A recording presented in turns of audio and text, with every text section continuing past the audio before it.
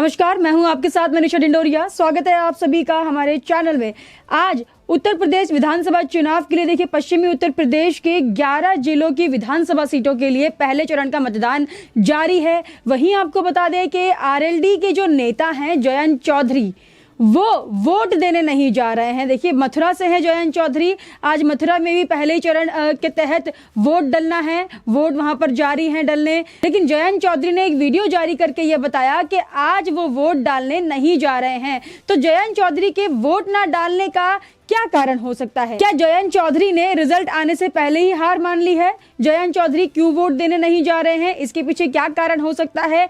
ये सभी मुद्दों पर बात करेंगे। खैर आपको बता दें कि जयंत चौधरी ने जो इसका कारण बताया है वो ये बताया है कि देखिए अब दूसरे चरण के भी मतदान होने हैं उत्तर प्रदेश में, तो उसी के चलते वो सपा प्रमुख अखिलेश यादव के साथ बिजनौर रैली में काफी बिजी हैं। तो बिजनौर में इस वक्त वो हैं, दूसरे चरण के मतदान होने हैं, तो उनके पास समय कम है चुनाव प्रचार के लिए और वो बिजनौर में चुनावी रैली कर रहे हैं। इस वजह से वो मथुरा नहीं पहुंचे, जिसके कारण वो मथुरा में वोट डालने नहीं जा पा रहे हैं। तो ये एक कारण यहां पर जयंत चौधरी ने बताया है वोट ना डालने का। लेकिन अहम बात यहां पर यह है कि आप सभी को हम शुरुआत से ही बताते आ रहे हैं कि उत्तर प्रदेश विधानसभा चुनाव 2022 कितना जरूरी है इन सभी पार्टियों के लिए, क्योंकि जब से योगी आदित्यनाथ की सरकार आई है उत्तर प्रदेश में, तभी से सभी जो विपक्षी दल हैं वो एकजुट हो गए हैं, एक साथ हो गए हैं, सभी आपस में गठबंधन कर रहे हैं ताकि एक साथ आकर ये लोग बीजेपी को उत्तर प्रदेश से हटा सके, बीजेपी का सफाया कर सके।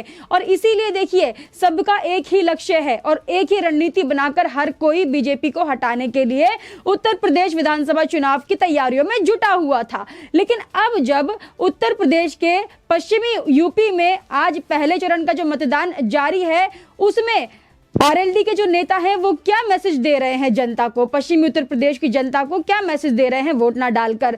जब उनका नेता ही वोट नहीं डालने जा रहा है तो देखिए जनता किस बेसिस पर वोट डालेगी? जनता तो अपने नेता को फॉलो करती है। अब नेता ही वोट डालने नहीं पहुंचे हैं तो जो आरएलडी के फॉलोअर्स हैं, जो आरएलडी के नेता जयंत चौधरी को मानते हैं और उन्हीं के दम पे वोट देने की सोच भी रहे थे, तो वो किस बेसिस पर वोट देने जाएंगे?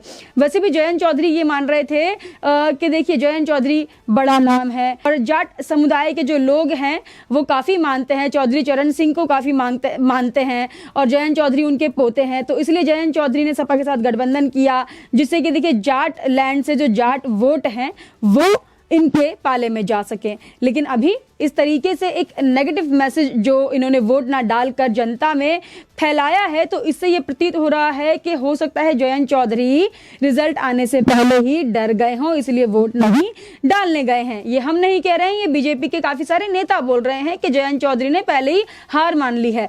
तो देखिए जयंत चौधरी के वोट ना डालने पर बीजेपी के नेताओं ने जयंत चौधरी को घेर लिया है और उन पर बयानबाजी कर रहे हैं। क्या क्या बोल रहे हैं बीजेपी के नेता वो सब मैं आपको बताती हूँ, उनके बयान एक एक करके। जयंत चौधरी के वोट ना डालने पर भाजपा ने जयंत चौधरी पर हमला बोला। किस तरीके से हमला बोला? देखिए पार्टी के जो प्रवक्ता है राकेश त्रिपाठी, उन्होंने कहा कि जयंत का वोट ना डालना निराशाजनक है। इससे साबित होता है कि उन्होंने हार स्वीकार कर ली है। वो तो कहते हैं उस पर अमल नहीं करते हैं, जनता से वोट की अपील कर रहे हैं, लेकिन खुद उनके लिए वोट डालने से ज्यादा प्रचार महत्वपूर्ण है। तो राकेश त्रिपाठी यहां पर सीधा सीधा ये जताने की कोशिश कर रहे हैं कि जयंत चौधरी जो कि समाजवादी पार्टी के साथ गठबंधन किया है जाट वोटर्स को खींचने के लिए और जाट वोट्स पाने के लिए, वही जयंत चौधरी जो वोट्स की अपील भी कर रहे थे, आज उनके लिए चुनावी रैलियां ज्यादा महत्वपूर्ण है और चुनाव के लिए प्रचार करना ज्यादा महत्वपूर्ण है। हालांकि वो वोट डालने नहीं पहुंच रहे हैं क्योंकि वोट डालना उनके लिए उतना महत्वपूर्ण नहीं है। उन्हें ये गलतफहमी है कि वोट तो उनके पास आ ही जाएंगे तो वो वोट डालने क्यों जाए। तो एक गलतफहमी यहां पर जयंत चौधरी ने पाली हुई है, ये कहना है राकेश त्रिपाठी का। अब दूसरे जो बीजेपी नेता हैं, आईटी सेल के इंचार्ज हैं अमित मालविया, उन्होंने कहा ट्वीट करके जयंत चौधरी के लिए कि ये कितना जिम्मेदाराना है जयंत चौधरी का वोट ना डालना, क्योंकि उनकी चुनावी रैली है। वह क्या संदेश दे रहे हैं? क्या उन्होंने जीतने की चाह पहले ही छोड़ दी है? जब वे खुद वोट डालने को लेकर गंभीर नहीं है तो लोग आरएलडी को वोट क्यों देंगे? तो अमित मालविया ने यहाँ पर यह साफ कर दिया है कि जयंत चौधरी खुद से वोट नहीं डालने जा रहे हैं और खुद ये दिखा रहे हैं कि मेरे लिए वोट डालना ज्यादा जरूरी नहीं है, मेरे लिए महत्वपूर्ण है चुनावी रैलियां करना। तो फिर जो जनता है जो आरएलडी के नेताओं को वोट देती है और जो चौधरी चरण सिंह के चेहरे पर वोट देती है आरएलडी को, जब उसका एक बड़ा चेहरा, बड़ा नेता जयंत चौधरी खुद वोट डालने ना जाए तो जनता किस बेस पर वोट देगी आरएलडी को, और जनता क्यों वोट डालने जाएगी आरएलडी को।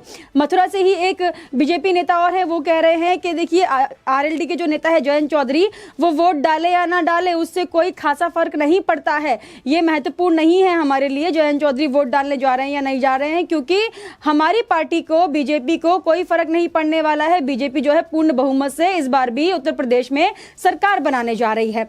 अब देखिए यहां पर जो है अखिलेश यादव भी कूद पड़े हैं बीच में। जयंत चौधरी जो है वो वोट नहीं डाल रहे हैं, बिजनौर से अपनी चुनावी रैली की तैयारी कर रहे हैं अखिलेश यादव के साथ।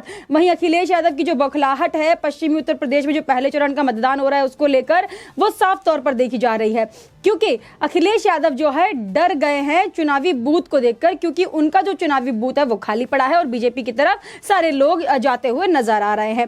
तो अखिलेश यादव यहां पर जो इल्जाम लगा रहे हैं बीजेपी पर, वो ये लगा रहे हैं कि बीजेपी जो है ईवीएम में गड़बड़ी कर रही है। तो ईवीएम में जो गड़बड़ी का इनका जो शुरू से पैतरा रहा है वो फिर से आजमाना शुरू कर दिया अखिलेश यादव ने, और यहां पर चुनाव आयोग को भी जिम्मेदार ठहरा रहे हैं अखिलेश यादव। क्या बोल रहे हैं देखिए, अखिलेश यादव ने कहा है चुनाव आयोग से अपील है और साथ ही ये अपेक्षा है कि जहां भी ईवीएम खराब होने का जानबूझकर मतदान धीमे कराए जाने के आरोप लग रहे हैं, उन मतदान केंद्रों पर वो तत्काल यथोचित कार्रवाई करे। सुचारू और निष्पक्ष मतदान चुनाव आयोग की सबसे बड़ी जिम्मेदारी है।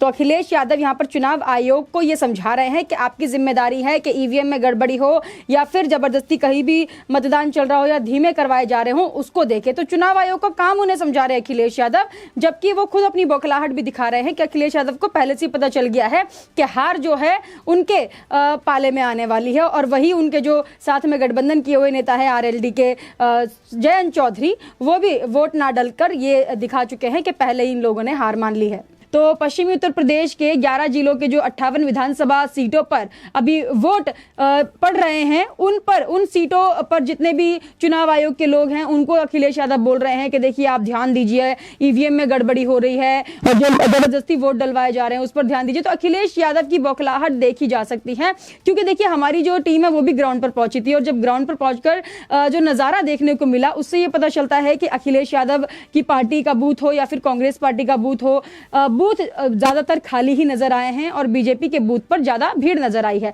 तो इसी की एक तस्वीर भी अखिलेश यादव ने शेयर की है अपने ट्विटर अकाउंट से, तो उसको शेयर करते हुए अखिलेश यादव ने ये पूरा यहाँ पर बयान जारी किया है। तो अखिलेश यादव बौखला रहे हैं, उनका जो बूथ है वो खाली पड़ा है, बीजेपी का बूथ जो है लोगों के जमावड़े से भरा हुआ है। ये साफ तौर पर देखा जा रहा है कि यूपी की जनता जो है बीजेपी को विकास के मुद्दे पर वोट देने वाली है। अखिलेश यादव की बौखलाहट इसी बात को लेकर है कि कहीं आरएलडी के साथ गठबंधन भी फेल ना हो जाए, कहीं जाट लैंड भी बीजेपी की तरफ ना चला जाए। और पहले तो मामला 50-50 हो रहा था, लेकिन अभी देखिए एक सुचारू रूप से अगर एक रिपोर्ट की मैं बात करूं तो 70% जो जाट है वो शायद बीजेपी की तरफ जा सकते हैं, ऐसा भी बताया जा रहा है। तो अखिलेश यादव की बौखलाहट यहाँ पर और जो उनका डर है वो बिल्कुल सही तौर पर यहाँ पर देखा जा रहा है, और इसी के चलते अखिलेश यादव ने ईवीएम को दोष देना शुरू कर दिया है। वहीं आपको बता दें, देखिए चुनावी प्रचार की भी हम बात कर रहे थे, जिस तरीके से बिजनौर में आरएलडी के जो नेता है जयंत चौधरी और समाजवादी पार्टी के जो मुखिया हैं अखिलेश यादव, वो बिजनौर से अपने दूसरे चरण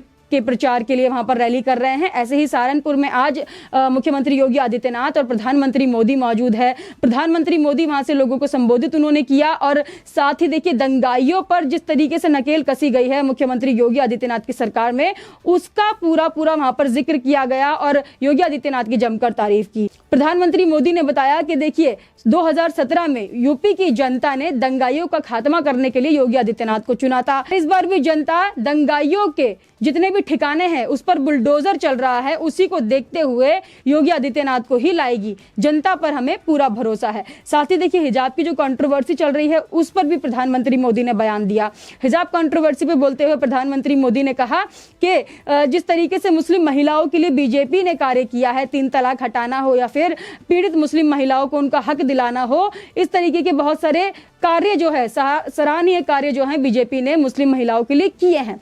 इसलिए मुस्लिम मुस्लिम महिलाएं बीजेपी की तरफ आ रही हैं, उनका झुकाव जो है बीजेपी की तरफ देखा जा रहा है और बीजेपी के काम से खुश होकर ही मुस्लिम महिलाएं बीजेपी को वोट देना चाहती है, बीजेपी को फिर से सत्ता में लाना चाहती है। लेकिन वोट बैंक की राजनीति करने वालों के पेट में इस बात से भी दर्द हो रहा है और इसलिए जितने भी मुस्लिम महिलाएं हैं, वोट बैंक की राजनीति करने वाले जो विपक्षी लोग हैं, मुस्लिम महिलाओं को बरगलाने का काम कर रहे हैं और बरगलाने के लिए उनके पास मुद्दे भी होने चाहिए।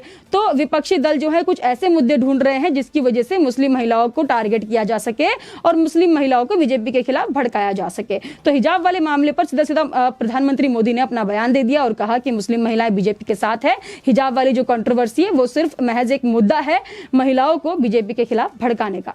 आप हमें कमेंट करके जरूर बताइएगा आपका इस पर क्या कहना है। हमारे साथ ऐसे ही बने रहिए। धन्यवाद।